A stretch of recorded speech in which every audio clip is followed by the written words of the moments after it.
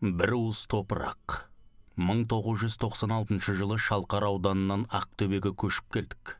Ауылға үйренген әке шешем көпке дейін қаланың өміріне көндік алмады. Әсіресе шешем базарға барса кешке дейін адасып үйді әрең табады.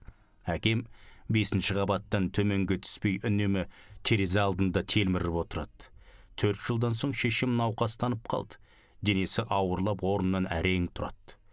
2000 жылы атаңызға айналған халық емшісі Қализа Құттыбаевамен алғаш рет жолықтық.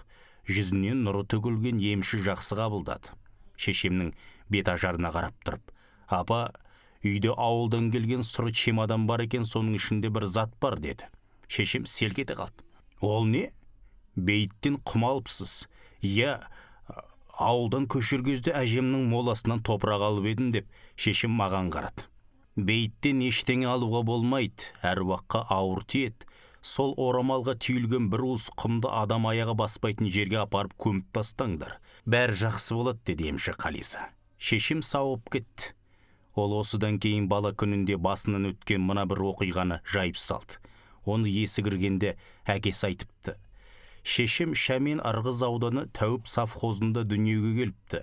Нағашы ата-әжем Сақып пен Уәли жайлауда мал баққан екен. Мамыр айының ортасында кенеттен күн суытып жаңбыр жауады. Сырттағы жинап қойған қитезек су болып қалады. Содан нағашы әжем дорбасын арқалап отын іздеп далаға шығады.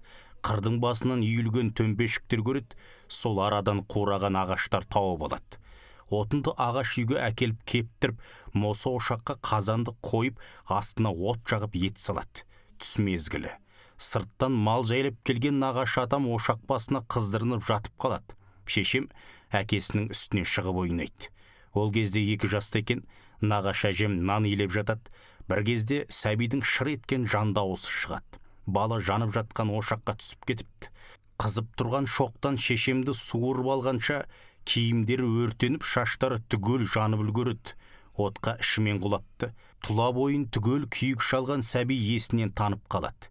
Әкесі Уәли атқа мініп Ырғызға шабады. Ауданнан есімі шешемнің есінде жоқ. Асатов деген дәрігер, әрі тамыр ұстайтын қасиеті бар адам атпен келеді. Баланы орамалға орап алып кетіп бара жатып былай дейді: "Ымырт үйірлі, Ырғыз жақтан менің қарайған сұлбам көрінсе, мына бала адам болмайды. Дайындала беріңдер. Егер менен хабар болмаса, 40 күннен кейін өзім келем", дейді.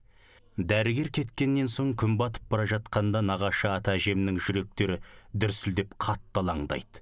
Ырғыз жаққа қарауға қорқады. Түн болады, ешкімнің қарасы көрінбейді. Содан не керек, дәл 40 күн өткенде қырдан аттылы кісі қараңдайды. 2 жасар шешемді алдына отырғызып алған дәрігер ағаш үйдің алдына келеді. Баланың денесінде күйіктің түк ізі жоқ. Әке шешесі сене алмай таң қалады.